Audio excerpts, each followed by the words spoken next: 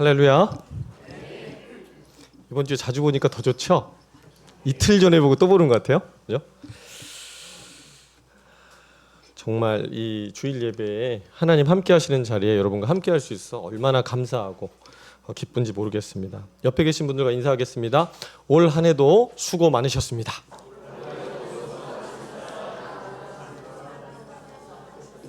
아멘. 정말 수고 많으셨어요, 여러분. 네. 올 한 해 제일 수고 많으신 분 누구였어요? 네, 우리 하나님, 우리 예수님, 그렇죠? 이 자리까지 올 수 있었던 거, 그리고 우리가 삶의 열매와 결실이 있었다면 그건 전부가 하나님의 은혜였다는 고백을 올려드리고 싶네요. 왜냐하면 하나님은 선하신 분이니까. 오늘은 오크신 하나님 10번째 이야기, 선하신 하나님에 대한 이야기를 좀 나누도록 하겠습니다. 그동안 우리가 벌써 한 9가지 나눈 것 같아요. 그죠? 하나님은 자존자시다. 자존자에서 파생되는 두 가지, 전지성과 전능성의 하나님이 있었죠. 그런데 그 하나님께서 우리를 인도하실 때 어떤 방식으로 인도하시는가?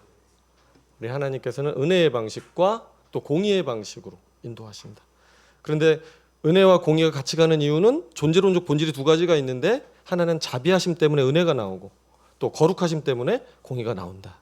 근데 그 모두를 철저하게 근본적으로 끝까지 우리가 완수하기까지 도우시는 분, 그래서 신실하신 하나님을 배웠습니다.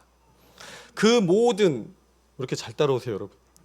너무 잘 알고 있어서 다음에 같은 설교 할 수가 없다는 생각이 들었습니다. 자, 그 모든 것의 근원에 뭐가 있냐면 하나님의 선하심이 있어요, 여러분.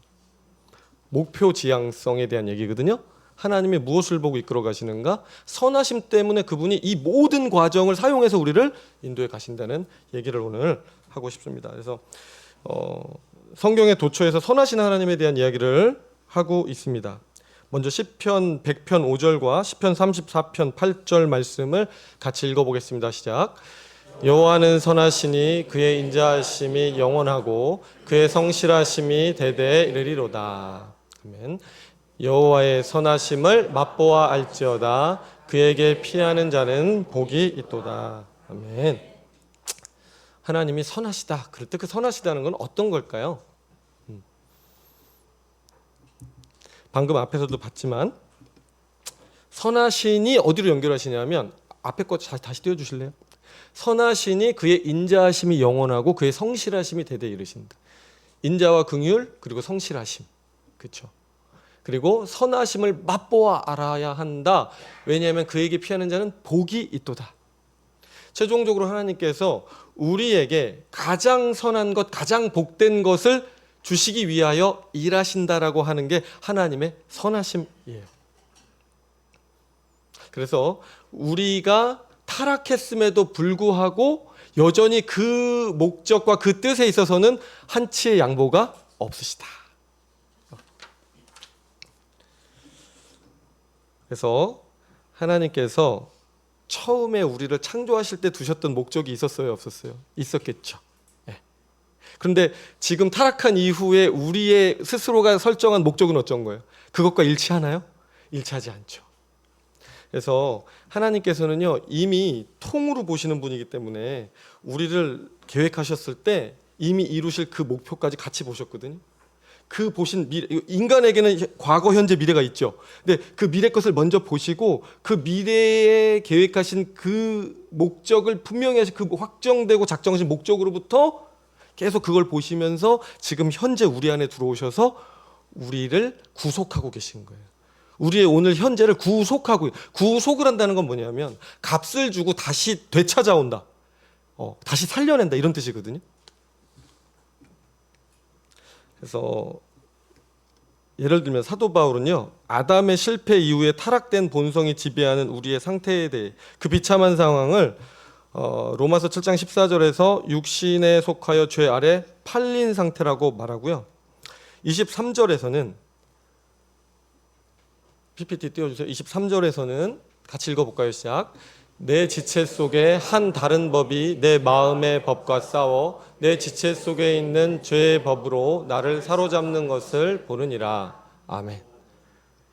내 마음의 법 속에요, 또 다른 죄의 법이 있어서 어떤 상태까지 가느냐 하면 사로잡힌다는 얘기를 하고 있어요. 아까 앞에서는 팔려갔다는 얘기했거든요. 여러분들 보통 팔려가면 어떤 상태예요? 거의 전신마취 상태인 거예요. 끌려갈 수밖에 없는 상태거든요.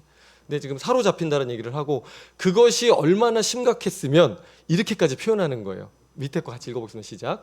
오호라, 나는 곤고한 사람이로다. 이 사망의 몸에서 누가 나를 건져. 공고한 사람 어떤 건지 아세요? 공고한 사람, 더 이상 무기력해서 학습하던 무기력 속에서 나는 아무것도 할 수 없다고 생각하는 상태. 싸우고 싸우는데 더 이상 나는 안 된다 그러는 상태. 누가 나를 건져낼 수 있을까? 이게 아담의 실패로 인해서 그 유산을 먹고 원죄를 가지고 태어나는 우리들의 현실이라는 얘기를 하고 있는 것입니다. 여러분, 그래서 우리는 하나님의 도우심이 없이는 본래 창조에서 계획되고 의도되었던 영광스러운 삶의 목표와 가치를 첫째로 목적할 수도 없고요. 둘째로 그 가능성에 대해서 생각해 볼 여지도 없고요. 셋째로 그것을 실제로 실현할 수 있는 능력도 가지고 있지 못합니다. 아무런 소망이 없다는 얘기를 하고 있는 것입니다. 그런데 선하신 하나님께서는 우리를 이런 상태로 그냥 두지 아니하시고 어떻게 하시겠다라고 하는 거냐면, 우리의 목표를 다시 새롭게 해주시고 우리의 변화 가능성에 대해서 그 가능성의 소망을 갖게 해주시고, 그리고 실제 우리가 변화되어진다라고 하는 것은 실제 경험할 수 있도록 그 길로 인도해 주신다라고 하시는 거거든요. 그런데 그것을 이름하여 선하다라고 얘기하는 거예요.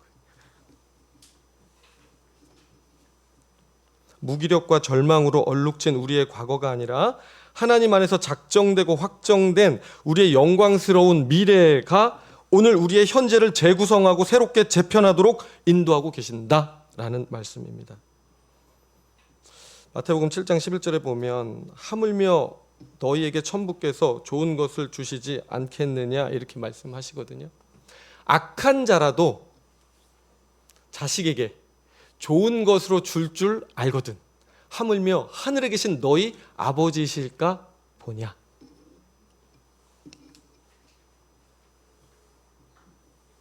여러분, 하나님이 여러분들한테 좋은 것만 주시는 분이세요? 그렇게 느끼고 올해 또 오셨나요? 네.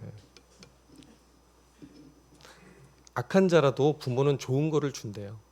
이렇게 강조하심으로써 당신이 우리의 아버지 되신 것과 저와 여러분 한 분 한 분의 인생에 대해서 개입하실 때 어떤 마음을 갖고 지금 계신지를 보여주시는 거예요.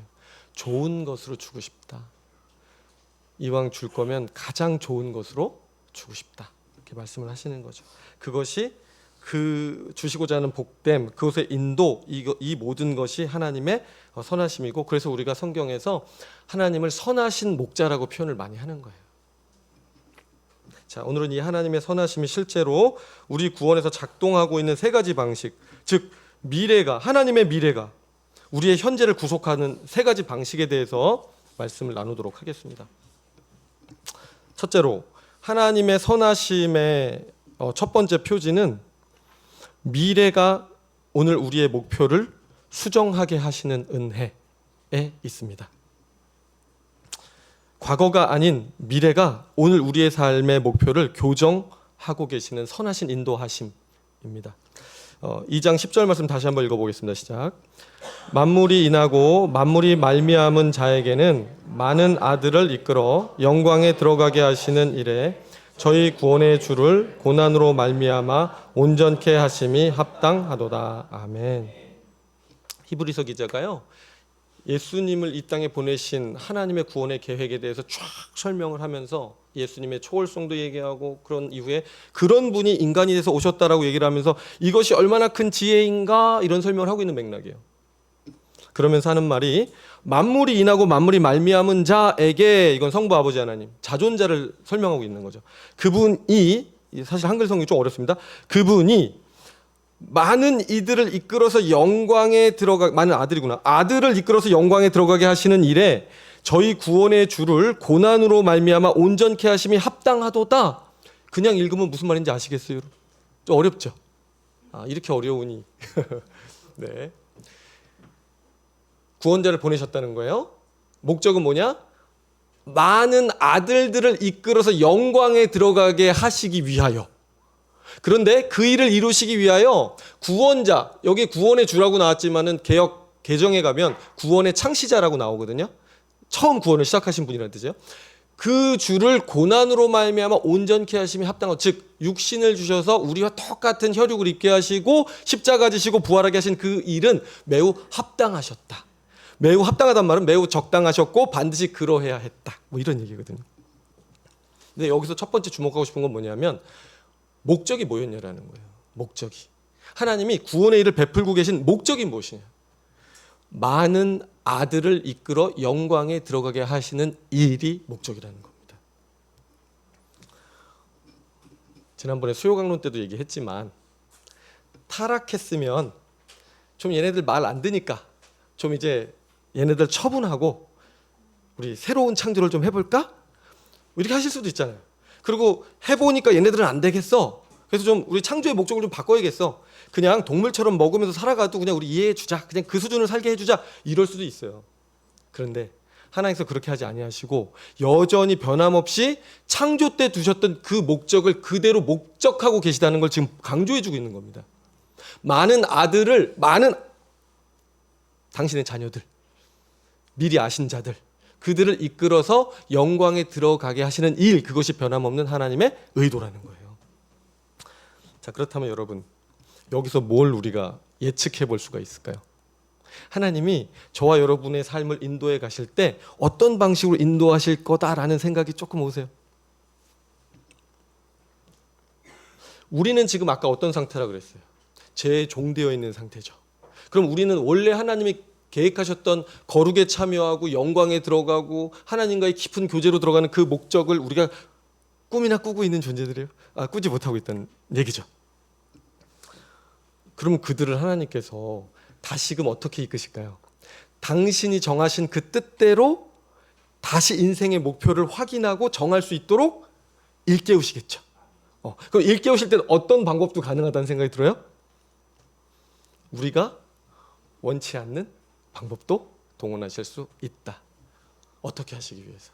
우리를 깨우시기 위해서. 이재명 대통령이 얼마 전에 나와가지고 그런 얘기 하시더라고요.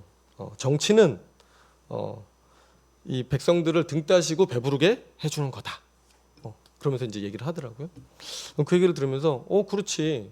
등 따시고 배부르게 해주는 거 맞지. 왜냐하면 이 세상엔 아직도 배고픈 사람들, 자기 집 하나 없는 사람 너무나 많잖아요.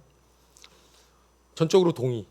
그런데 오늘날의 문제는 뭐냐 하면 그 등 따시고 배부른 문제, 그 먹고 사는 문제가 우리 삶의 최종 목적이 돼 있다는 거예요. 그거면 전부다라고 생각을 한다는 거예요.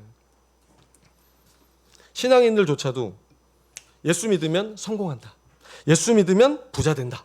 예수 믿으면 병 안 걸린다라고 생각을 해요, 여러분. 이거 기독교 승리주의라 그러거든요. 기독교 믿으면 다 승리한다는 겁니다, 여러분. 여러분도 그 마음 갖고 계시죠? 아니라고 하든지 예라고 하든지 뭐 오늘 연말이라 지금 호응들이 지금. 자, 여러분, 하나님이 우리가 성공하는 거 싫으실까요? 하나님이 우리가 어디 가서 돈 꾸러다니지 않고 돈 꿔주는 사람 되는 거, 넉넉한 거 싫으실까요? 우리가 병 걸려서 닌겔 꽂고 막 누워가지고 병원에 이렇게 힘들어하는 게 좋으시겠어요? 건강해서 오히려 병문안 다니는 게 좋으시겠어요? 건강한 거 좋으시겠죠? 그런데요, 기독교 승리주의가 그런 면에서는 맞죠, 그죠? 그러나 절반만 맞아요. 왜냐하면 실제로 우리의 현실은 어떠냐면 종종 열심히 믿는데도요, 사업이 망할 때도 있습니다. 종종 교회에 열심히 충성스럽게 섬기는데도 병에 걸릴 때가 있어요. 11조를 드리는데도 빚이 늘어나는 경우가 있습니다. 새벽 기도를 하는데도 자녀가 방황을 하는 경우를 보게 돼요. 여러분, 목회하면서 제일 힘든 순간이 언제인 줄 아세요? 이런 순간이에요. 여러분들이 한번 입장을 바꿔놓고 생각해 보세요. 아니, 목사님 된다고 했잖아요. 이럴 것 같아요. 밤에 꿈에 나타나요, 여러분들이. 설교하기 얼마나 힘든 줄 알아요, 여러분? 그럼 나는 어떻게 해야 돼? 하나님, 이러시지 않기로 했잖아요. 써놨잖아요. 저는 이렇게 가야 돼요, 여러분. 기독교 승리주의 좀 가주시면 안 될까? 왜 하나님 그럴까요? 사람 난처하게. 하나님이 우리 사랑하지 않으셔서 그럴까요? 아니에요, 여러분. 정반대예요. 하나님은 우리를 정말 사랑하기 때문에 때로 우리의 기도가 응답이 안 될 때도 있어요. 그리고 우리가 당하고 있는 고난이 지연될 때도 있습니다. 칠흑 같은 터널을, 그 끝이 안 보이는 터널을 계속 가는 것 같은 느낌이 들 때도 있어요. 왜냐하면 사랑하기 때문에. 여러분, 사탄의 전통적인 전략이 두 가지가 있었어요. 사탄이 처음 거를 많이 썼었는데 요즘엔 두 번째 걸 많이 써요. 첫 번째 게 별로 효과가 없다는 게 드러났거든요. 첫 번째는 뭐예요? 예상하시다시피 핍박이에요. 타율적으로 예수 못 믿게 하는 거, 하나님으로부터 벗어나게 하는 거. 근데 초대교회 교인들이 막 사자 밥이 되면서 막 잘 버텼거든요. 에이, 안 되겠다. 기독교를 공인시켜버려요. 그리고 난 이후에 기독교가 전 세계로 퍼집니다. 오늘날 기독교인들의 모습이 어떨까요? 핍박받던 시절보다 더 잘 믿을까? 더 하나님 열심히 찾을까? 그렇지 않아요. 사탄은 두 번째 방법을 선택했어요. 쾌락주의. 채워주는 거예요. 기도응답 자기들이 해줘요. 하나님이 안 해줘도 자기들이 막 해줘. 막 갖고 싶다는 거 다 갖게 해주고. 여러분, 사람이요, 힘을 갖고 권력을 갖고 물질을 갖고 자기가 원하는 걸 다 갖잖아요. 하나님 잘 믿을 것 같죠? 우리 장로님이 바로 아니라고 하셨어요. 다 가져본 분들이 아니라 그러면 아닌 거예요. 여러분, 두려워해야 되는 거예요. 사실은 이 다 갖는 문제에 대해서. 사단이 그거 왜 줬을까요? 왜 허락했을까요? 하나님은 하늘 아버지셔서 가장 좋은 것을 주시기 원하시는 그분이 주셨다면 그것은 살라고 주신 겁니다. 그것은 세워주려고 주신 겁니다. 내 자녀를 충만하게 하기 위해서 주신 거예요. 그런데 사탄이 무언가를 허락해주고 줄 때는 사탄은 반드시 넘어지라고 주는 거고 죄 지으라고 주는 거예요. 하나님과 떨어지라고 주는 거예요, 여러분. 그게 하나님과 사탄의 차이인 거죠. 근데 하나님 아버지가 진짜 우리 아버지가 맞으시다면 사탄이 우리들에게 두 번째 방법을 통해서 모든 것을 공급해주고 천하 만국의 영광을 누릴 수 있도록 주고 있을 때 만약 아무 조치도 취하지 않고 그냥 있으신다면, 세상 사람들이 원래는 예수 안에 모든 게 있거든요. 예수 안에 영적인 존재인 인간이 누릴 수 있는 모든 만족이 그 안에 있는데 그게 없으면 우리는 모든 걸 가졌다 하나 아무것도 안 가진 자란 말이에요. 실제로는 가치를 아는 사람 눈에는 그들은 그것이 허기져서 열심히 돈을 벌고 열심히 다른 사람들 괴롭히고 열심히 쾌락에 찌들어 살다가 그 마지막이 동성애로 가든지 자살로 가든지 중독으로 간단 말이에요. 사탄이 그 영혼들을 평생 이리저리 끌고 다니다가 결국 망해라 던져버린 거예요. 만약 하나님께서 개입하지 않으신다면, 만약 하나님께서 당신의 자녀들이 그렇게 무너지고 있는데 개입하지 아니하신다면 우리 어떻게 해요? 다시금 스톱시켜서 목표 수정하셔서 인생의 목적이 그게 아니라는 거 일깨워 주시지 아니하시면 우리 어떻게 해요?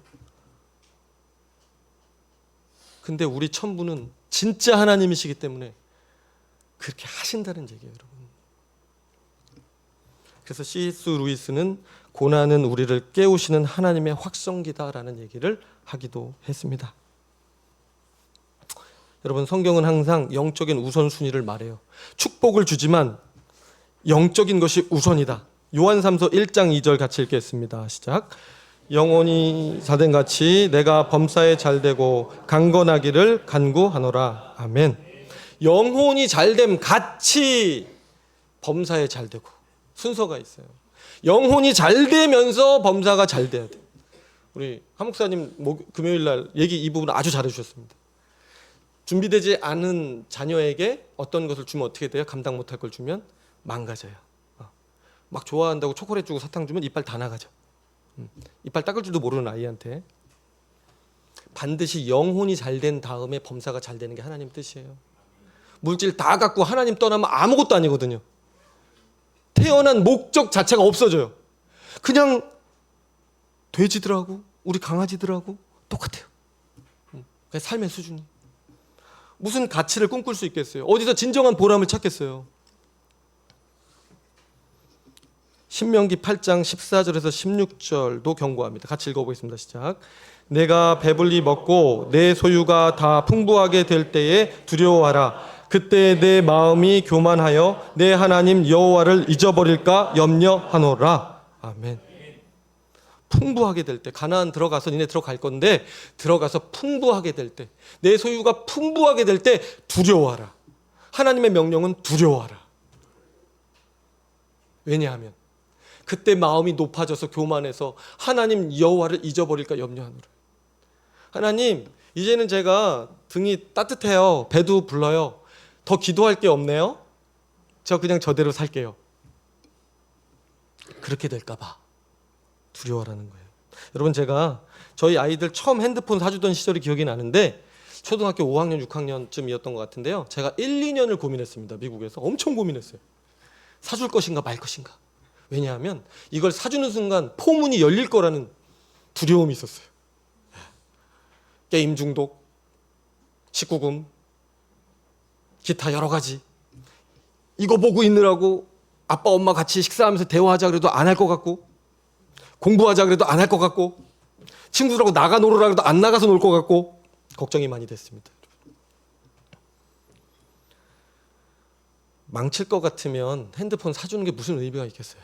근데 안 사줄 수 없었어요. 시대의 흐름 속에서. 그리고 지금 후회하고 있죠. 제가 예상했던 대로 됐습니다. 여간 힘들지 않아요. 우리 착하던 아들, 딸들이 잘 나오질 않습니다. 방에서 나오질 않아요. 뭐 안 나와도 괜찮은데 스스로 컨트롤할 수 있었으면 정말 좋겠어요. 아빠가 할 수 있는 만큼은 정말 해주고 싶었는데, 시간도 정해보고 다 했는데 어렵더라고요. 네. 사탄이 아빠였다면 고민했을까요?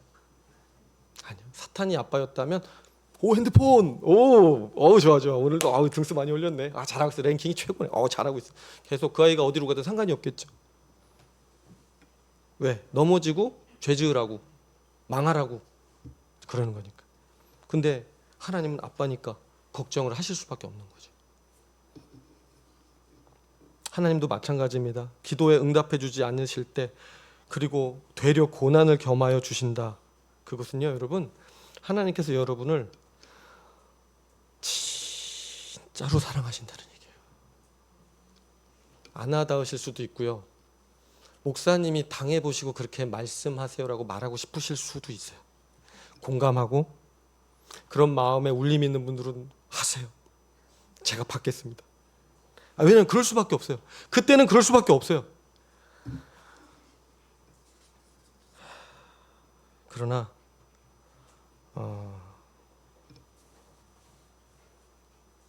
제가 살아봤을 때 주님이 그렇게 하시더라고요. 이해할 수 없는 일들, 정말 나에게 벌어져서는 안 된다고 생각하는 일들, 그 일들이 나에게 벌어지는데 그때는 정말 5년이고 10년이고 하나님과 관계가 되게 멀어지기도 하고 원망도 하고 그냥 아예 떠나보기도 하고. 근데 그 세월 다 거치고 나니까 제가 여기 있더라고요. 왜냐하면 하나님이 얼마나 사랑해서 우리를 그런 길로 인도하시나 이제 그 마음을 알게 되니까. 자식이 아니면 징계가 없습니다, 여러분. 사생자는 징계하지 않는다. 내 자식이 아니면 징계하지 않는다. 그게 하나님 마음이에요. 히브리서 12장 7절에서 8절 같이 읽겠습니다. 시작. 너희가 참음은 징계를 받기 위함이라. 징계가 없으면 사생자요 참 아들이 아니니라. 아멘.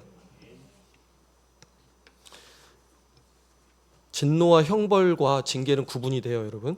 진노와 형벌은 죄인에 대해서 공의로 하나님이 진짜 심판하시는 거고, 징계라 말씀하실 때는 뭐냐면 돌이키도록, 자녀에게 부모가 돌이키도록 깨우시는 일, 그거를 우린 징계라고 표현하는 거예요, 성경에서.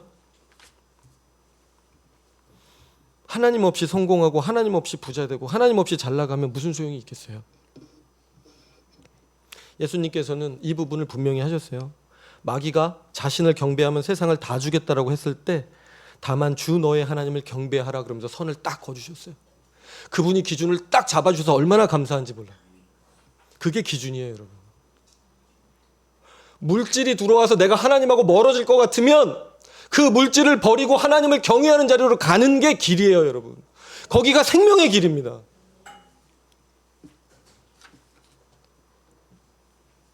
하나님 없으면 세상 다 줘도 망하는 거예요. 하나님께서 왜 고난을 허락하시는가? 우리의 삶의 최종 목적지가 물질적 소유가 있는 그 자리가 아니다. 반드시 하나님 계신 그곳에 가치 있는 것, 하나님과 교제 누리는 것, 거기에 있다. 그거 가르쳐주고 싶으신 거예요. 더 이상 타락된 우리의 본성이 우리의 목표를 설정하지 못하도록 개입하셔서 막아주시는 은혜입니다.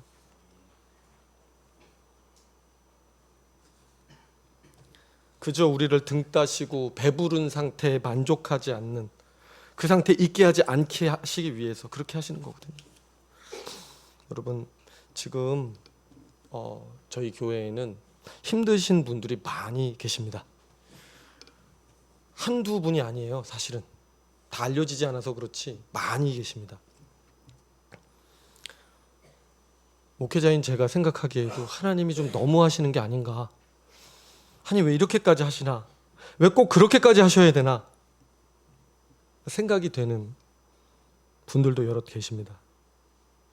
그런데 여러분, 제가 목회자의 양심과 인격을 걸고 성경에 근거해서 정말 한 가지 분명히 말씀드릴 수 있는 것은 여러분을 하나님께서 너무너무 사랑하고 계시다는 것이고, 여러분을 포기할 수 없기 때문에 하나님이 그렇게 붙들고 계시다는 것이고, 그것이 질병의 문제든 경제적인 어려움이든 관계의 어려움이든 그것이 자녀의 문제든 그것이 어떤 문제든 간에 반드시 하나님께서 여러분들을 포기할 수 없기 때문에 지금 붙들고 계시는 증거라고 믿으시기 바랍니다.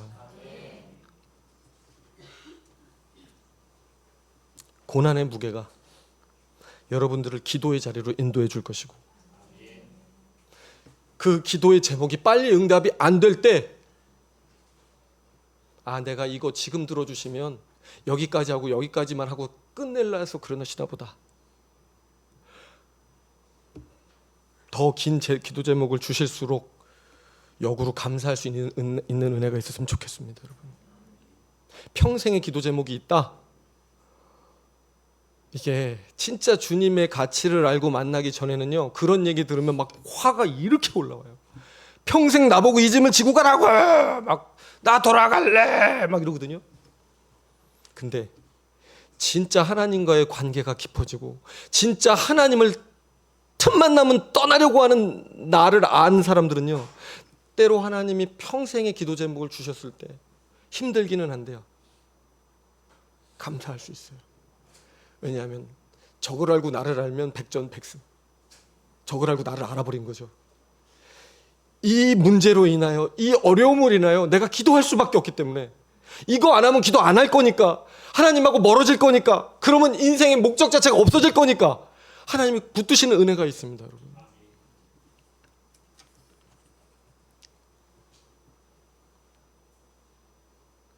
죄송해요, 제가 이렇게 말씀드려서. 누군가에게는 아픔일 수는 얘기인데, 근데 저는 목회자로서 그렇게 말씀드릴 수밖에 없습니다. 그리고 언젠가는 하나님께서 그 길로 인도하실 것을 믿어 의심치 않고요. 여러분 모두에게 이 은혜가 있으시길 주의 이름으로 축원합니다. 네. 둘째로, 하나님 선하심의 두 번째 표지는 바로 예수 그리스도를 이 땅에 보내주심으로 미래에 우리가 바라보고 가야 할 그 목표가 틀리지 않았다는 것을 우리에게 확인시켜 주신 은혜입니다. 하나님께서 고난을 통해서 목표를 수정해 주시고 깨닫게 하시고 알게 하신다 할지라도요, 여러분 진정한 소망이 생기는 건 또 다른 문제예요. 왜냐하면 우리는 여전히 연약하고 우리는 늘 의심에 쌓여서 살아갈 수밖에 없는 존재이거든요. 여전히 아담의 실패가 영향을 미치는 존재들이에요. 그래서 우리는 이런 마음이 드는 거예요. 그래? 나 기도의 자리로 부른 거야, 하나님이? 나 지금 새로운 목표 주려고 부르신 거야? 그래, 한번 기도해볼까? 근데 어떤 마음이 드냐면, 이거 가짜면 어떡하지? 이거 이렇게 순종했는데 내 인생 다 날아가면 어떡하지? 나 이거 가스라이팅이어가지고 내 인생 이거 지금 다 손해보는 거면 어떡할까? 이 고통을 통과하면 정말 영광이라는 게 있을까? 영생이라는 게 있어? 정말 고난 중에 하나님 찾고 순종하면 이 문제 해결해 주실까? 이 중독도 끊어주시고 이 병도 고쳐주시고 나 같은 죄인도 정말 만나 주실까? 괜히 고통만 당하다 그냥 죽는 거 아니야? 성경이 다 거짓말이면 어떡하지? 이런 생각이 들 수 있단 말이에요, 여러분. 그런데 하나님께서 우리의 그런 연약함을 아시고 예수 그리스도를 맏아들 되게 하시고 모델이 되게 하셔서 모범으로 역사 가운데 우뚝 역사의 중앙에 세워주신 거예요. 뭘 세워주셨냐? 십자가의 고난에 이르기까지 순종하였으나 그 결국이 죽음이 아니라 죽음을 뚫고 사망을 이기고 부활하더라. 실제로 우리의 미래는 죽음이 끝이 아니라 고통이 끝이 아니라 부활이고 새로운 생명이더라. 그걸 보여주신 거예요, 여러분. 그걸 보여주신 은혜가 얼마나 큰지 몰라요. 만약 그분의 표본 케이스가 없었더라면 우리는 뭘 보고 의지할까요? 우리는 뭘 보고 표본 삼아서 그래도 한 걸음 더 내려볼 수 있을까요?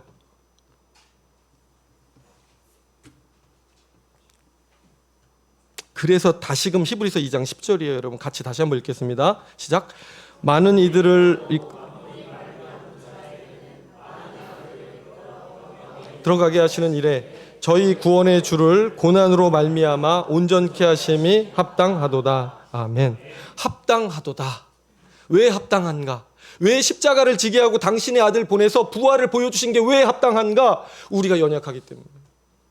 우리에게 소망, 진정한 소망, 객관적 소망 주시기 위해서 합당하다.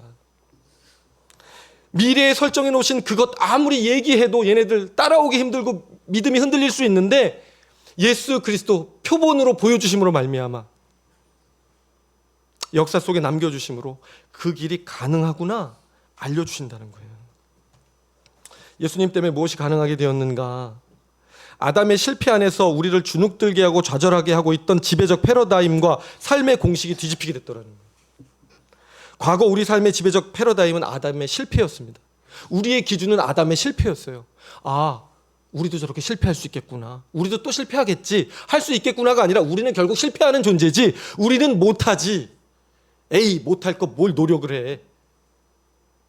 열심히 하면 또 율법주의라니까 그냥 하지 말자.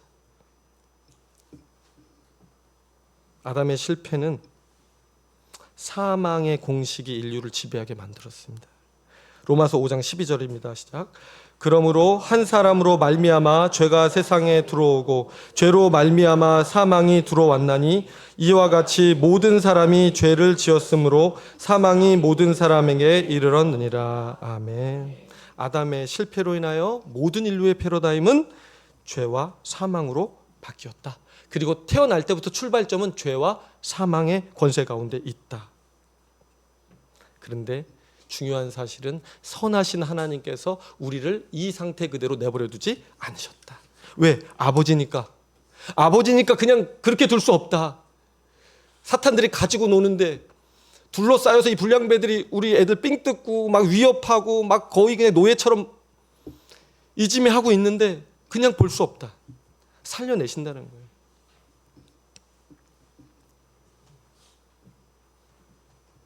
예수님이 모범을 보여주심으로 우리는 뭘 아냐 하면요,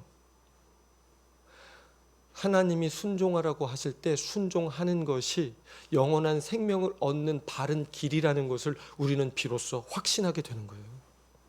주님이 죽기까지 순종했을 때 사탄들은 비웃었을 수 있어요. 바리새인과 서기관들은 비웃었을 수 있어요. 뭐 저렇게 바보같이 인생을 사냐? 하나님의 아들이라 그래놓고 죽네? 우리가 침 뱉어도 한마디도 못하네? 하나님이 참으로 하셨기 때문에 참는 거예요. 혈과 육을 입고 오셔서 우리의 죄를 철저하게 감당하셔야 되니까 순종하는 거예요. 죽기까지 순종하시는 거예요. 근데 그 결론이 뭐예요? 죽음으로 끝이 아니다. 반드시 부활과 승천을 통한 영광스러움. 하나님이 최초에 계획하셨던 그 인간이 받아야만 했던 그 영광스러움을 옷 입고 올라가시더라고요.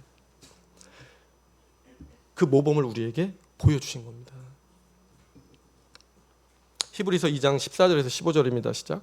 자녀들은 혈과 육에 속하였음에 그도 또한 같은 모양으로 혈과 육을 함께 지니심은 죽음을 통하여 죽음의 세력을 잡은 자 곧 마귀를 멸하시며 또 죽기를 무서워함으로 한평생 매여 종노릇하던 모든 자들을 놓아주려 하심이라. 아멘. 이게 우리의 승리의 내용이에요, 여러분. 사탄의 머리를 밟았고 우리를 늘 참소하던 자, 너희들은 안 돼, 너희들이 뭘 한다 그래, 너희들은 끝났어 하던 자들 끽소리도 못하게 목을 딱 제압해 버렸고 주님의 십자가가, 그리고 실제로 죽음의 지배에서 자유하게 하신 거예요. 우리 일평생 살면서요, 제일 두려운 건 뭐냐 그러면 뭐니 해도 죽음입니다.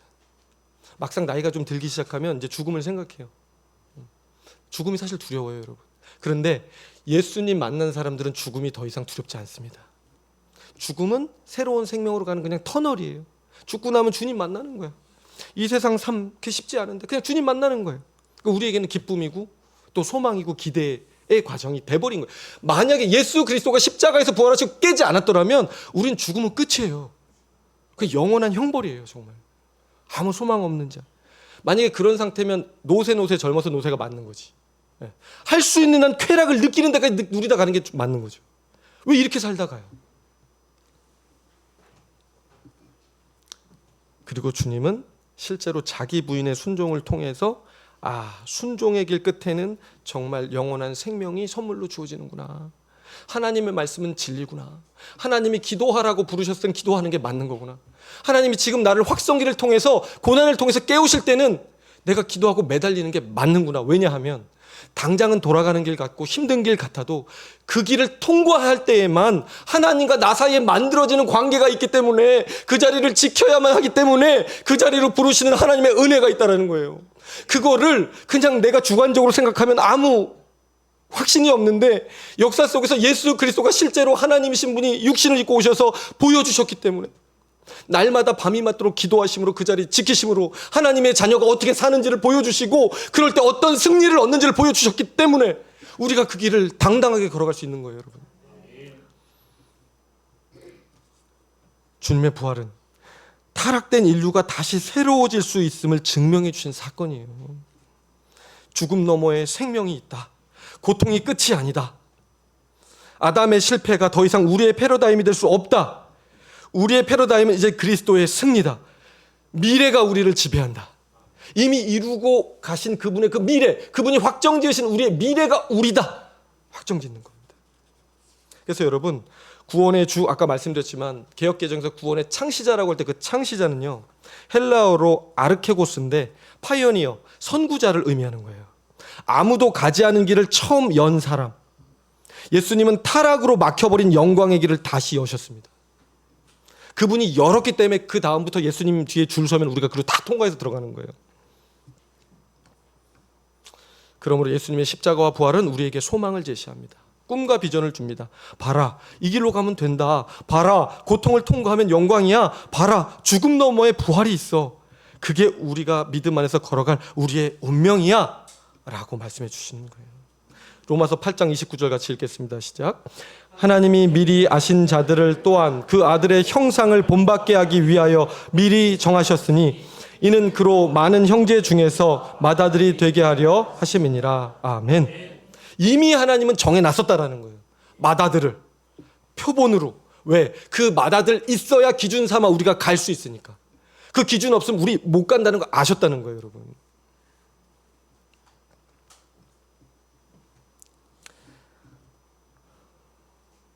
그러므로 가장 확실한 샘플, 우리의 중보자이신 예수 그리스도 안에서 미래의 비전에 대한 확신을 가지시는 저와 여러분들에게 주님으로 축원합니다. 네. 셋째로 선하심의 마지막 표지는 성령 안에서 실제로 그 미래가 우리의 현재를 지배하고 있으며 실제로 변화시키고 있다라고 하는 확신을 선물해 주시는 은혜입니다. 히브리서 2장 18절 같이 보겠습니다. 시작.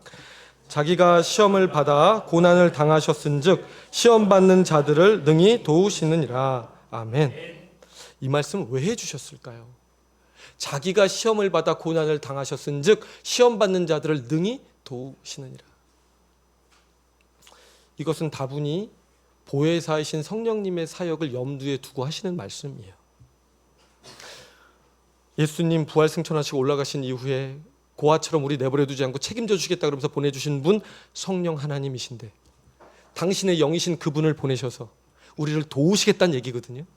근데 본인께서 직접 시험을 다 받아보셨기 때문에 내가 너희들에 대해서 다 알고 있어. 내가 너희들도 알고 있고 미래에 이루어야 될 그 목표의 청사진도 갖고 있어. 양쪽을 다 갖고 있는 내가 조각가가 되어서 너희들의 원석 같은 너희들을 잘 조각해 줄 거야. 너희들이 그 길로 갈 수 있도록 잘 만들어 줄 거야. 그 얘기해 주시는 거예요, 여러분. 인생의 목표가 교정을 받고요, 예수로 인하여 표본이 있으니까 길이 열렸다 할지라도요, 그럼에도 우리는 연약합니다. 실제 내 안에서 아무 일도 일어나지 않고요, 다른 사람들한테만 그런 일이 일어나는 것 같으면, 그냥 예수님만 그런 것 같으면 또 시험에 드는 게 우리들이에요. 성령 있는 것 같아요? 당신은 있는 것 같아요? 나는 없는 것 같은데요? 예수님은 그러셨지만 나한테는 아닌 것 같은데요? 아무 힘이 나지 않는 거예요. 가짜 같은 거예요. 그냥 기분 탓일 수 있다. 그냥 그거는 당신이 열정적이어서 그렇다. F라서 그렇다. 나는 T라서 그렇지 않다. 뭐 이런 식으로 이해한단 말이에요. 그게 죄성인데요. 그렇게 하지 않으시려고 성령께서 직접 들어오셔서 미래가 우리의 현재가 될 수 있도록 우리의 현재를 재구성하고 계신 거예요, 지금. 우리는 어제의 실수가 오늘을 규정하고 있는 존재들이고요, 어제의 게으름이 오늘의 결과를 만들고 있는 존재들이고요, 어제의 분노가 오늘의 관계를 망치고 있는 존재들이고요, 어제의 두려움이 오늘의 도전을 주저하게 만들고 있는 존재들입니다. 늘 우리는 아담의 패배 이후로 과거가 현재를 만들고 있는 존재들이에요. 과거의 실패가 오늘의 나를 정의하고 개념 짓고 있는 그런 우리들의 존재들이에요.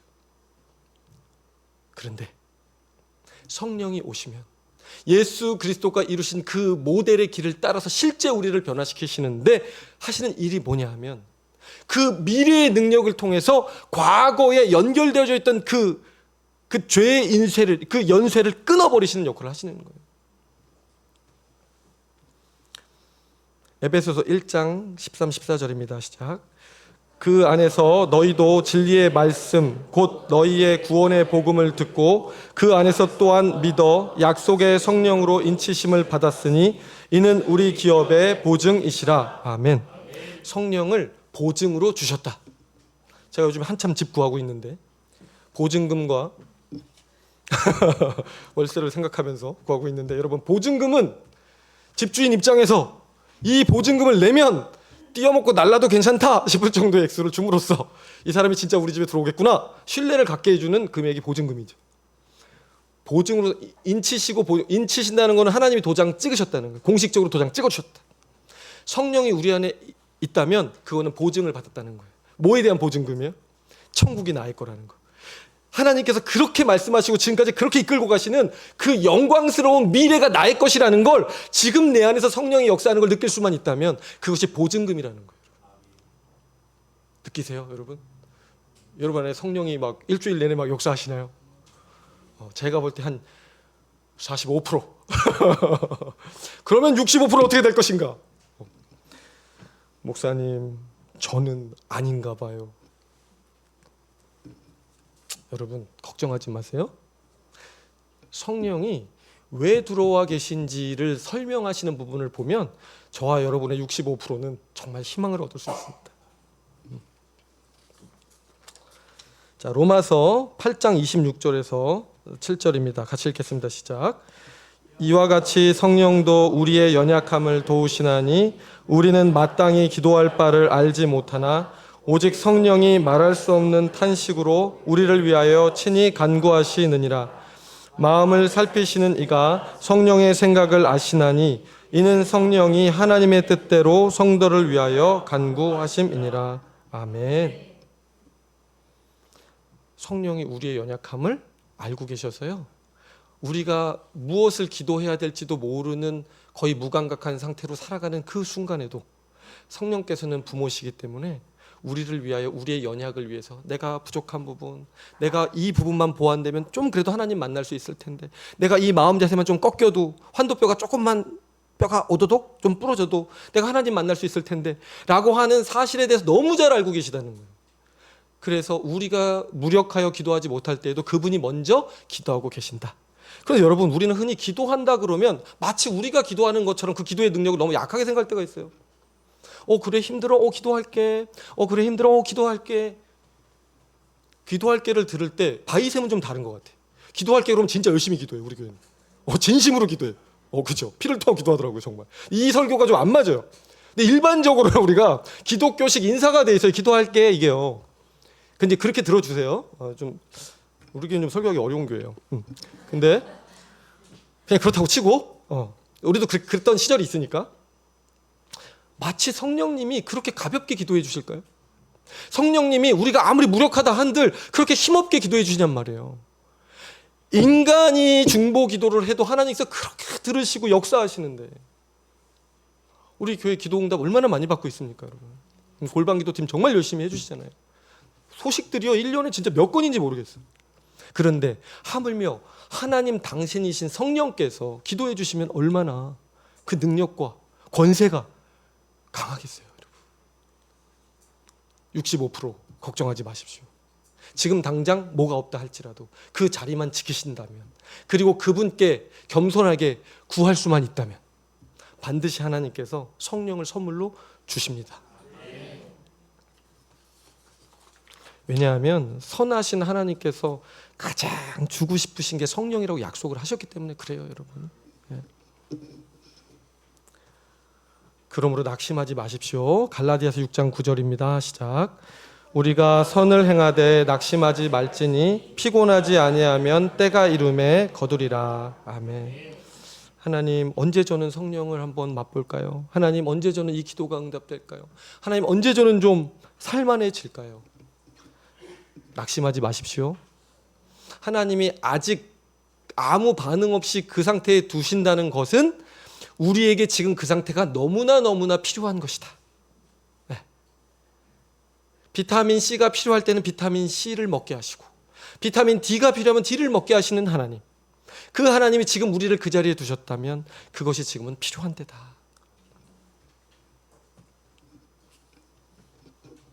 그러므로 여러분, 때를 얻든지 얻지 못하든지, 마음이 내키든지 내키지 않든지, 응답을 받았든지 받지 못했든지 성령께 간절히 구하시는 은혜가 있기를 주의 이름으로 축원합니다. 네. 자, 빌립보서 2장 12절 한번 더 읽겠습니다. 시작. 그러므로 나의 사랑하는 자들아, 너희가 나 있을 때뿐 아니라 더욱 지금 나 없을 때에도 항상 복종하여 두렵고 떨림으로 너희 구원을 이루라. 너희 안에서, 한 절 더 가겠습니다. 너희 안에서 행하시는 이는 하나님이시니 자기의 기쁘신 뜻을 위하여 너희에게 소원을 두고 행하게 하시나니. 아멘. 하나님이 소망 주실 거예요, 여러분. 약속하셨기 때문에 계속 그 자리를 지키시 바랍니다. 자, 그러므로 신학적 적용입니다. 하나님의 선하심을 묵상할 때 죄란 무엇인가?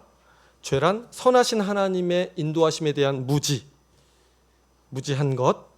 그래서 하나님께서 우리에게 가장 선한 것, 가장 복된 것을 주시고자 일하시는 하나님이심을 인정하지 않는 것, 그것이 죄입니다. 그래서 고난만 보고 원망 불평하고 오늘 내 삶에 개입하고 계신 하나님의 선택하심을 의심하는 것, 그것이 죄입니다. 그러므로 다시 태어나는 것, 중생이란 무엇인가? 그것은 하나님의 선하신 인도하심에 눈을 뜨게 되는 것이죠. 아, 내가 추구하던 것이 진짜 행복이 아니어서 하나님이 그렇게 하신 거구나. 그거 알려주시려고 나에게 고난도 허락해 주시는구나. 아, 이 고난에도 하나님의 선하신 의도가 있구나. 하나님께서 영광된 나의 미래를 확정하시고 지금도 인도하고 계시구나. 이렇게 눈 뜨는 것, 그게 중생이에요, 여러분. 그러므로 성화는 그 하나님의 선하신 인도하심을 날마다 붙들며 살아가는 것, 어떤 상황에서 그분의 선하신 섭리적 인도를 신뢰하면서 걸어가는 것, 성공할 때도 실패할 때도 건강할 때도 아플 때도 하나님의 선하심을 붙드는 것, 그것이 성화입니다. 그러므로 우리는 구체적으로 어떻게 살아야 할까요? 첫 번째, 관점의 전환이 필요합니다. 그리스도의 승리 안에서 인생의 최종 목표, 궁극적인 목표가 분명해져야 하겠습니다. 여러분, 여러분의 인생의 목표는 무엇인가요? 여전히 성공과 야망인가요? 저는 저와 여러분의 최종 목적이 하나님이셨으면 좋겠습니다. 하나님을 붙드십시오. 다른 열매들은 나무가 풍성하면 열매가 맺혀집니다. 근데 나무는 하나님과의 관계거든요. 하나님과의 친밀한 관계를 인생 궁극의 목표로 재설정하시는 은혜가 있기를 축원합니다. 아담의 실패로 인해서 하나님께 대한 불신과 대적이 우리의 모습이었다면 그리스도의 영광된 승리가 우리의 목표를 바꾸어 주셨습니다. 우리의 목적은 단순히 등 따시고 배부른 게 아니고 반드시 하나님 만나는 게 되어야 됩니다. 여러분, 일생일대의 소원, 주님 만나는 것으로 설정하셨으면 좋겠습니다. 그래서 빈에 처하나 부에 처하나 하나님의 관계를 놓고 그 관계 때문에 고민할 수 있는 여러분 됐으면 좋겠어요. 잠언 30장 8절에서 9절 읽겠습니다. 시작. 나는 가난하게도 마옵시옵고 부하게도 마시옵고 오직 필요한 양식으로 나를 먹이시옵소서. 혹 내가 배불러서 하나님을 모른다 여호와가 누구냐 할까 하오며 혹 내가 가난하여 도적질하고 내 하나님의 이름을 욕되게 할까 두려워함이니이다. 아멘. 여러분, 이 기도가요 정말 너무 깊은 고백인 것 같아요. 여러분, 돈이 많으실 때도 돈이 없으실 때도 막 이렇게 어떻게 살란 말이야 뭐 이런 삶을 사시는 게 아니라 그냥 자기 중심을 사는 게 아니라 하나님과의 관계에서 많아도 돈 많은 것 때문에 하나님을 떠날까 봐 걱정하고 적어도 적은 대로 하나님 영광을 가릴까 봐 걱정하고 이러한 삶이 있었으면 참 좋겠습니다. 여러분, 이게 진짜 하나님 만난 사람들의 특징이거든요. 둘째로 우리는 이미 그리스도 안에서 완성된 미래 완료적인 영광된 미래가 확정되었음을 믿는 그 확고한 믿음 위에서 살아가야 되겠습니다. 즉 과거가 아니라 여러분 미래가 자신을 지배하게 하시면서 살아가세요. 타락의 증거는 과거에 얽매여서 오늘을 계산하는 삶의 방식이거든요. 그런데 구원과 부활은 들어올 미래를 근거해서 오늘을 해석하고 오늘을 구성하면서 살아나가는 삶이거든요. 예수 그리스도의 승리가 우리의 표본이 됐잖아요. 그 성령이 그 일 적용하시려고 우리 안에 와 계시잖아요. 그러면 우리의 현실은 결코 과거가 우리를 모양 지을 수 없다는 얘기예요. 반드시 미래가 우리 안에 들어와서 마치 미션 임파서블 하듯이 들어와서 빠바바 들어와서 하나씩 다 지금 고치고 있는 거예요. 여러분, 우리를 다 빠바바 좋아하셔서 계속 해야 되나 고민하다가 제가 지금 끊겼어요.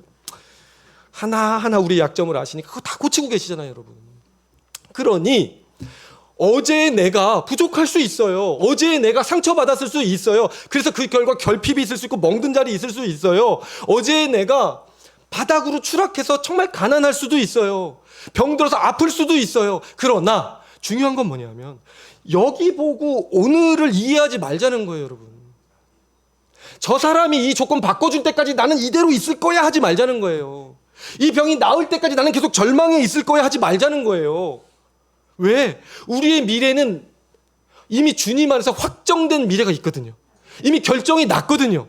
영광스러운 미래가 주님과의 교제 안에서 이 세상이 알 수도 줄 수 없는 복으로 이미 확정이 났거든요. 그것을 바라보는 순간 이것들이요. 갑자기 생각이 나네요. 이거 알아요? 연말. 자, 이거 되게 좋네 보니까.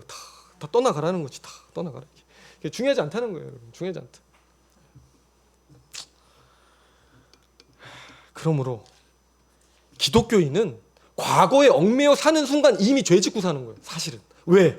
선하신 하나님에 대한 예배가 안 되고 있는 거거든요. 하나님이 선하시다라고 선포하실 땐 뭐냐면 나 너희들 과거를 잊게 해주겠어. 이제 과거가 너희를 지배하지 못하게 해주겠어. 이제 미래가 너희들의 오늘이 되게 해줄게 라고 뛰어드신 거거든요. 그 고난의 한복판에 들어오셔서 우리의 고통과 고난을 방관하지 않으시고 십자가를 지심으로 정중앙에 오셔서 책임져 주시기로 하셨는데 그렇게까지 하시고 성령까지 보내주시는데 왜 우리의 태도가 그렇게 미온적이냔 말이에요. 차든지 뜨겁든지 둘 중에 하나를 해야지. 왜 자꾸 과거에 얽매여서 이것이 나를 규정함으로 하나님 나 아직 못하는 거 이해하시죠? 이게 아니라니까요. 이것이 그럴지라도 하나님의 능력이 더 전능하시죠. 더 전지하시지요. 더 신실하시지요. 더 은혜로우시지요. 더 자비하시지요. 그분이 나를 살리실 것을 믿습니다. 이 고백을 하는 게 여러분 선하신 하나님을 계시하시는 그분에 대한 마땅한 최고의 예배가 되는 겁니다. 여러분. 제발이나 과거와 끊으십시오. 이쪽만 보세요. 이건 세상이 말하는 긍정의 힘하고는 다른 거예요. 왜? 우리는 실제가 있거든요. 예수 그리스도라고는 표본이 있거든요.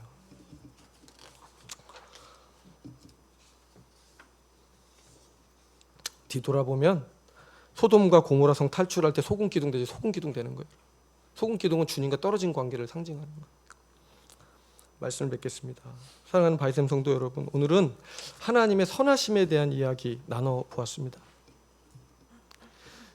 하나님은 이미 전체를 한 통으로 보시는 분으로서 이미 우리에 대한 타락에도 불구하고 여전한 변함없는 확정된 미래, 영광스러운 미래, 우리의 완성을, 그 그림을 갖고 계시는 분입니다.